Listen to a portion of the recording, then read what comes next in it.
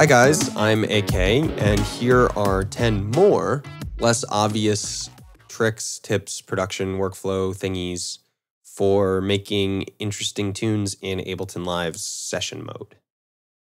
Tip 11.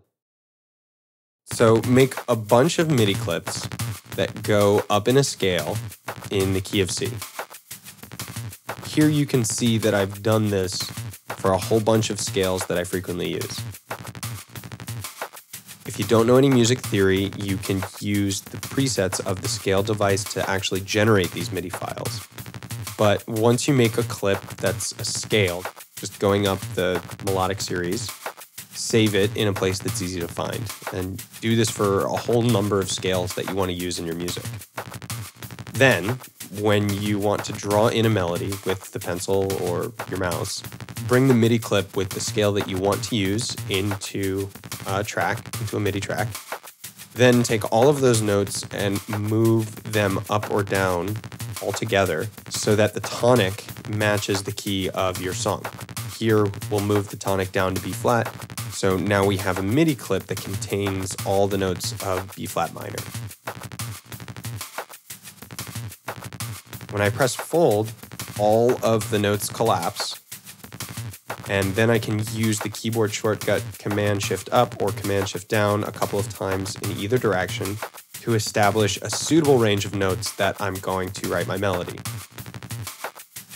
Now, select all the notes, the scale notes from your template MIDI file, and delete them. What we are left with here is an empty grid that contains only the notes in the scale that you originally chose in the key of your song. From here, every note you draw in will be musically in key. I find that once you have these template files made, it's a really cool way to write melodies or chords without needing to remember intervals. It's also a great way to use modes or more complicated scales without thinking too much about the theory. You know, for us lazy musicians.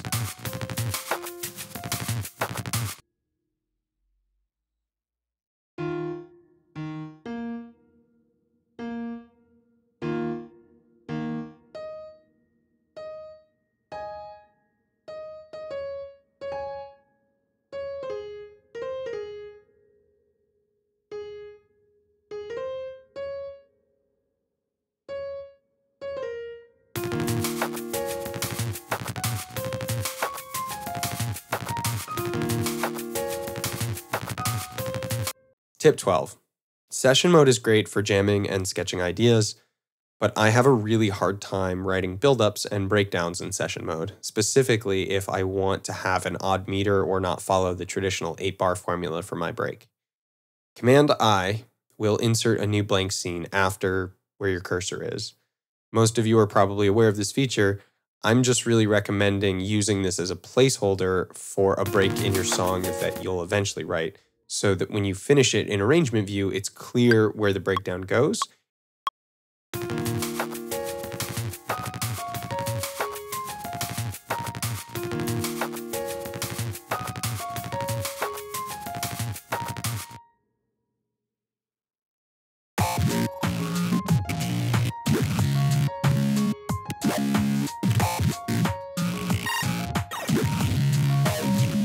And it'll give you a nice visual gap to develop your breakdown.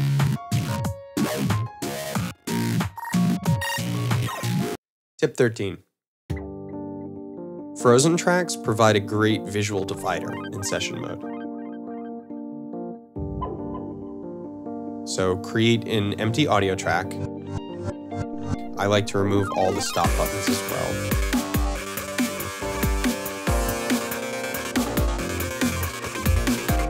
And then freeze it, but don't flatten it. Make your track super skinny. Now we have a light blue divider that I can place between the drums and the instruments. I can duplicate this divider track to create even more dividers if I want to place some visual real estate between my vocals and other instruments, or maybe my MIDI devices and my audio. I find that visual space in session mode will help me mix things better.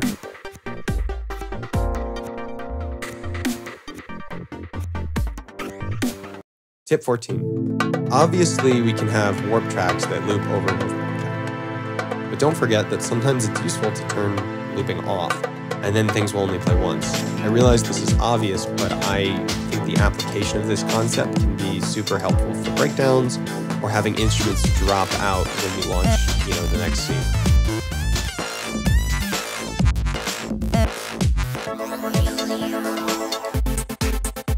Tip 15. There's a lot of interesting ways to use dummy clips. Here's how I like to use them.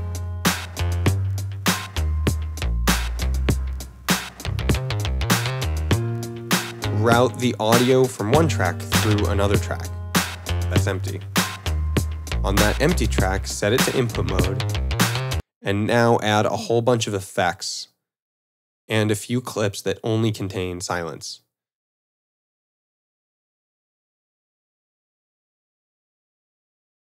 Turn all the effects off.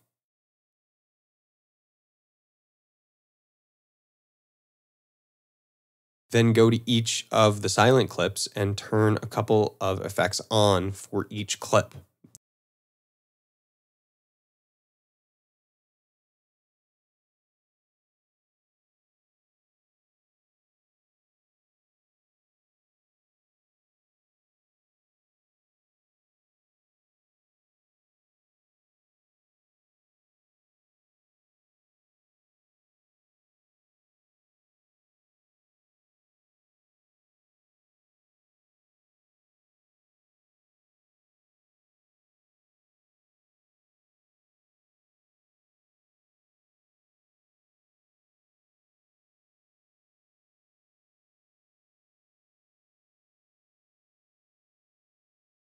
These silent clips are basically dummy clips. They don't contain any audio themselves, but when they launch, they will turn on the devices you've selected and move the parameters that you've drawn in those clips.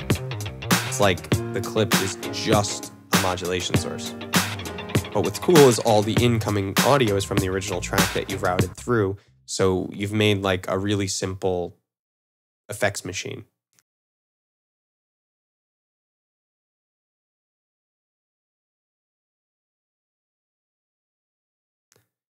For an added bonus, add some follow actions to these dummy clips and you'll be in for a real treat.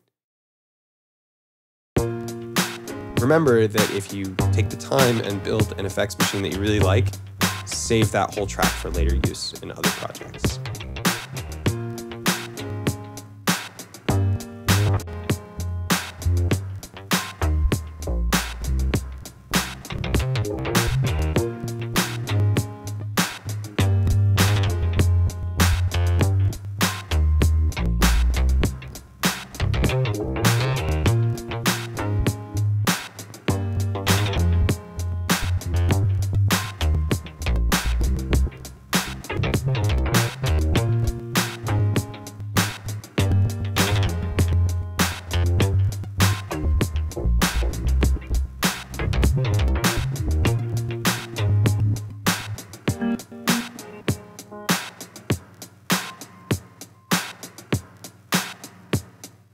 Tip 16.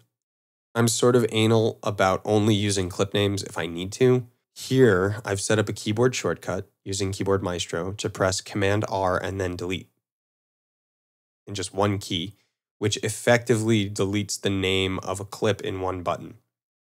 I like to do this before I send a track to arrangement mode so that everything is blank when I start my arrangement, and then I can effectively name things that need to be named instead of everything being called freeze or some other unhelpful name.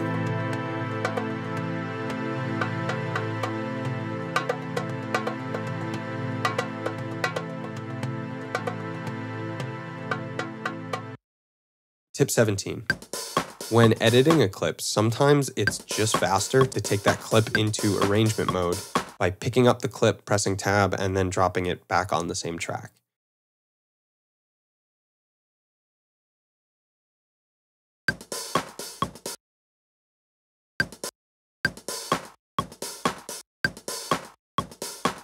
You can then do editing, cutting, reconsolidation, and then bring the edited clip back into session mode.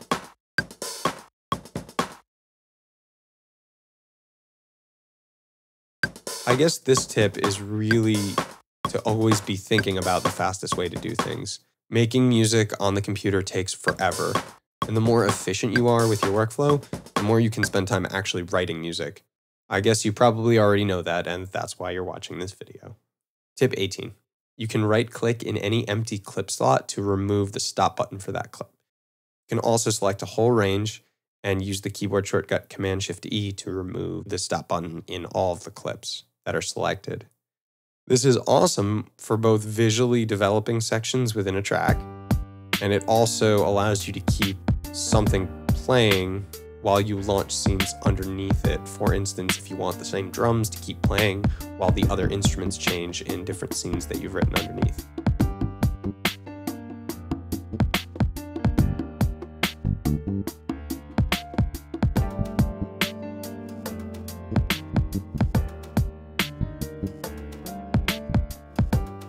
Tip 19. If you're using Live to DJ, you can prepare your songs ahead of time and save them as clips in your library.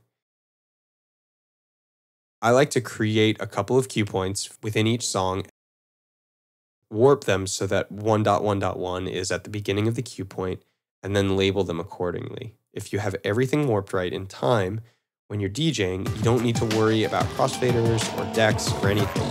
You can just pull in a song, fire it off, and then find the next thing you want to do.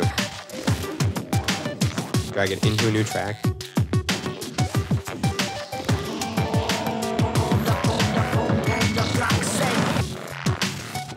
And launch it.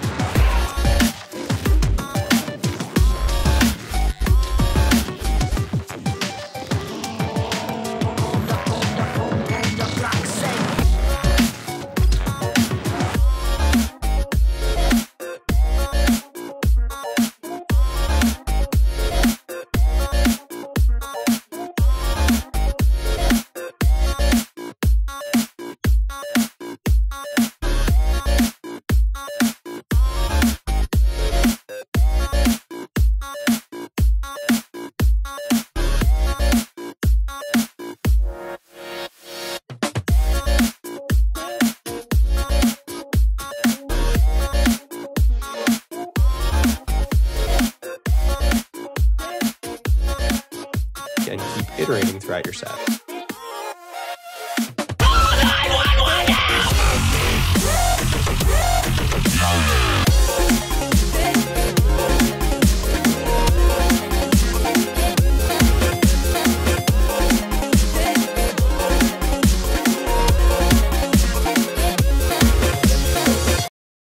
Tip 20.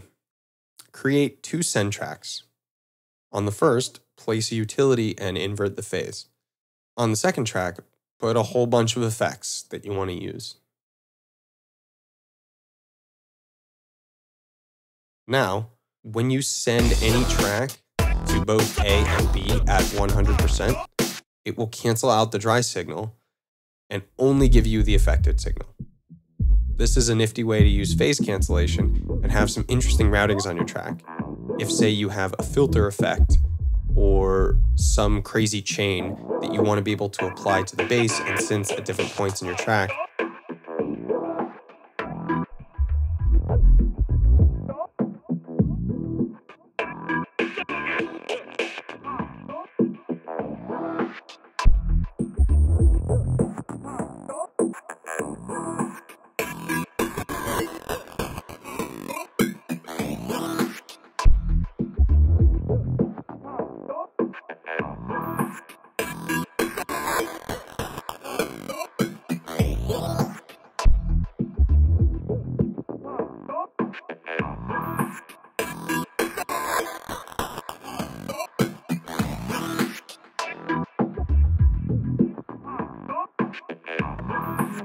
all you have to do is send these both to 100, and you have the dry audio being canceled out with phase cancellation. I think there's an easier way to do this, but this is how I figured it out.